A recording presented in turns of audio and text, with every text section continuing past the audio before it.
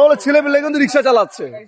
এখন আইনও মেনে রিক্সা চালানো উচিত এবং কি রিক্সাওয়ালাদেরও তাদেরকে ইয়ে করা উচিত। আমলি করলে আমলি কি বুঝেন নাই ইউটার্ন নিমু অন পুলিশের লেগে আমি ইউটার্ন নিতে পারতাছি না। বৃষ্টি আইলে আমি যে চক্করটা ঘুরিয়া লই যামগা। অনেকে আছে চিন্তাই করে ই করে আর অটো রিক্সা ভাই মনে করেন ফ্যামিলি কারণে মনে করেন টাকা পয়সা দেয় বুঝেন না ভাই।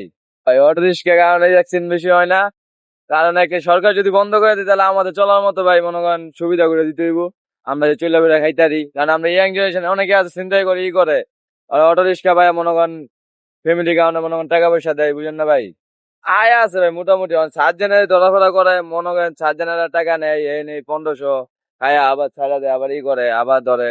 না না ভাই অটো রিক্সার সিঙ্গা মানে নাকি ওই চলার মতো সুবিধা করে দিতে হইব না। যেমন ওই যে বড় গাড়ি লাইসেন্স আছে লাইসেন্স করে দেখ ভাই যেমন একটা সুবিধা দেখ সুবিধা দিলে তো হয়।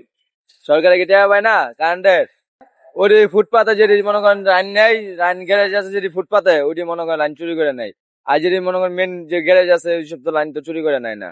ওই যেটা বলো ওইটাই আমলি করলে আমলি কি বুঝেন নাই আমরা গরিব মানুষ ভাই আমরা রাজনীতি নিয়ে কি করবো আমরা মনে করেন দিন না দিন খাই এটাই জানি ইউটার্ন নিমু অন পুলিশের লেগে আমি ইউটার্ন নিতে পারতাছি না। বৃষ্টি আইলে আমি যে চক্করটা ঘুরিয়া লই যামগা কথা বুঝেন নাই। এই অন যদি ইউটার্নটা নিতে যাই 7 জন ধরে পড়বো বললেই ডাম্পিং 5,000 6,000 টাকা মামলা একদিনেই।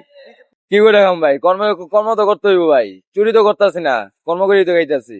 যার যেটা পেশা ভাই বুঝেন না ভাই কেউ আছে নেশা করে কেউ আছে ফ্যামিলিতে দেয় কেউ আছে বউ বাচ্চা পালে। আমি যেমন আমার ফ্যামিলিতে টাকা পয়সা দেই পরে আমার খরচার টাকা আমি যাই মঞ্চ তাই করি বুঝেন না ভাই। অনেক গরিব মানুষ ভাই এদের সুযোগ দেওয়া উচিত কারণ এই রিক্সার উপরে এদের পরিবারটা চলে। একটা রিক্সা ধরাতে যদি একটা ডাম্পিং দেয় 1200 টাকা লাগুক বা 1500 টাকা যাই লাগুক এই টাকাটা কিভাবে দেবে? ঢাকা শহরে ঘর ভাড়া যারা থাকে ভাই আমার মতো এদেরকে সুযোগ দেওয়া উচিত। আর রিক্সাওয়ালাদের নিয়ম মানতে হবে যেভাবে আইন আছে সেভাবে নিয়ম মেনে আমার রিক্সাটা চালাইতে হবে। যাত্রী ভাই অনেকে সুবিধা হচ্ছে আমাদের সুবিধা হচ্ছে আমাদের 10 মিনিটের জায়গায় আমরা 5 মিনিট যেতে পারতেছি কিন্তু তাদের একটু রিক্সাওয়ালাদেরও নিয়ম মানতে হবে যে সরকার যেভাবে করুক সেভাবে এই নিয়মটা মেনে নেওয়া চলতে হবে। অ্যাক্সিডেন্ট হচ্ছে যদি তারা নিয়ম মেনে গাড়ি চালায় তাহলে অ্যাক্সিডেন্টটা একটু কম হবে। আমি দুই দিক দিয়ে সাপোর্টে ভাই কথা বললাম এখানে কেউ আমার আপন না। হ্যাঁ ঢাকা শহরে কর্ম জিনিসটা অনেকে কর্ম না পায় ভালো ভালো ছেলে পেলে কিন্তু রিক্সা চালাচ্ছে। এখন আইনও মেনে রিক্সা চালানো উচিত এবং কি রিক্সাওয়ালাদেরও তাদেরকে ইয়ে করা উচিত।